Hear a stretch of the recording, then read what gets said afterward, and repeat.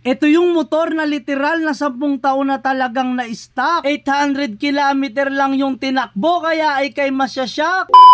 Bali naka-stock lang daw to dati sa loob ng bahay nila. Hindi daw nagagamit kaya natambak na lang sa bodega. Sobrang kinis ng mga kaha, yung sticker lang talaga yung kumupas. Kahit yung mga gulong ang kakapal pa, wala pang mga gasgas. Kaya ginawa ni sir, hiningi niya sa biyanan niya at nilabas galing bodega. Sobrang alikabok daw dati kaya nilinisan niya at dinala sa mekaniko para mapagawa. Kaya lang puro kalawang daw yung tangke at karburador kaya binabaran daw ng suka. Kaya lang hindi rin daw naharap kaya napabayaan na. Pero syempre bago tayo magsimula, i-shoutout ko muna yung gamit-gamit ko na damit na napakaangas. At iniimbitahan ko pala kayo sa ika-10 ng anibersaryo ng Imprint Custom. Sa darating na December 21 nagaganapin sa Metro 10 Pasig. Maraming ipamimigay at papremyo ang nag-aantay sa inyo. Pwede pa kayong mag-uwi ng big bike at Yamaha Passion. Kaya kita-kits tayo.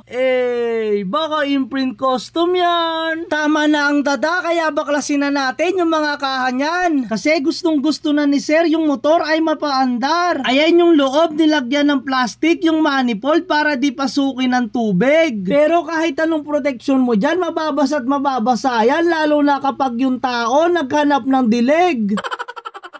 Parang yung issue ngayon, pasensya na, medyo updated ako, yun kasi laman ng newsfeed ko.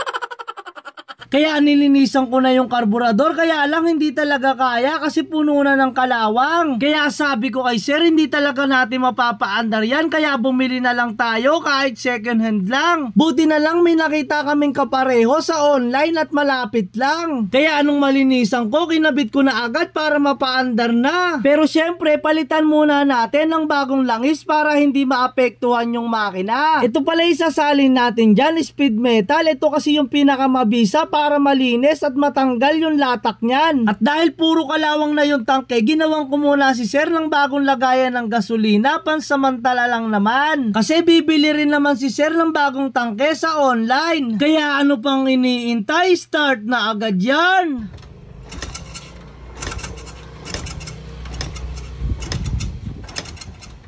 Ayaw mag-start. Patay.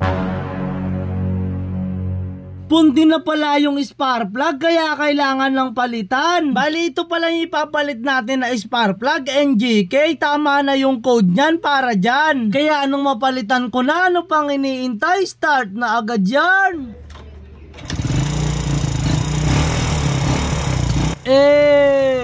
Apakaangas! Syempre, hindi pwedeng hindi natin titestingin yan, kaya testingin na natin. Pero syempre, wait lang, flat pa yung mga gulong, kaya hanginan muna natin. Kaya anong mahanginan, testingin na yan.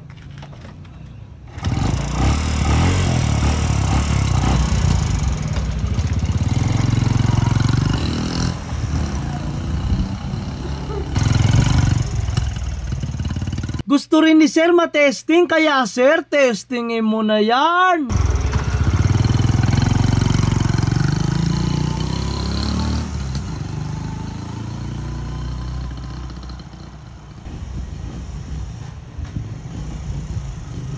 Ano? Salamat sa panunood. Ingat!